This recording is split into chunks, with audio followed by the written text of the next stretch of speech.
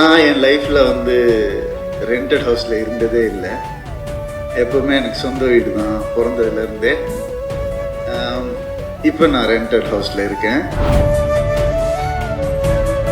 So நிறைய relate பண்ண முடிஞ்சது. கூடிய சீக்கிரம் எனக்கு இந்த படம் பார்த்து ஒரு பெரிய இன்ஸ்பிரேஷனாக இருந்தது. என் லைஃப்பை ரீலிவ் பண்ண மாதிரி இருந்துச்சு. என் லைஃப்பை லிவ் பண்ண போகிறேன்னு தோணுச்சு. இனிமேந்து நல்லபடியாக ஒரு படம் அந்த ஒரு இன்ஸ்பிரேஷனை எல்லாருக்கும் கொடுத்தாலே போதும். அந்த இன்ஸ்பிரேஷனை இந்த படம் கொடுத்துருக்கு. ஐயா, உங்கள் பையனை செம்மையாக வளர்த்துருக்குறீங்க, வேற லெவல். அருண் வந்து எப்பவுமே ஒரு நண்பனாக எங்கள் கூட இருக்கணும்னு நான் ஆசைப்படுறேன். நான் உங்கள் கூட பெருசாக பேசினது இல்லை. I'm glad that you are there next to him in his every step.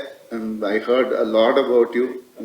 உட்கார்ந்துருக்கும் போது இதே மாதிரி நீங்கள் சிவசக்தி மாதிரியே இருக்கணும்னு ஆசைப்படுறேன் என்றைக்குமே லைஃப்பில். All the best. யாரையாவது மறந்துருந்தா மன்னிச்சுக்கோங்க.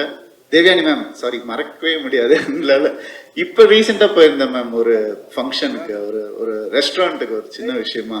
அப்போ நான் அண்ணான்னு கூப்பிட்டா அவர் திரும்பி, சார் என் பேர் ராம், ரமணா அப்படின்னு சொல்லும் போது டக்குன்னு உங்கள் ஞாபகம் வந்துச்சு. அந்த டைலாக் அவ்வளோ ஃபேமஸ். அண்ட் ஜீனி உங்கள் கூட நடிக்கணும்னு நான் சொல்கிறேன் மேம். அது இன்னொரு ஃபங்க்ஷனில் அதை பற்றி நல்லா பேசுவோம் மேம். நான் சொல்கிறேன் மேம். நல்லபடியாக வேலைகள் போயிட்டுருக்கு, சிஜி ஒர்க் எல்லாம் போயிட்டுருக்கு.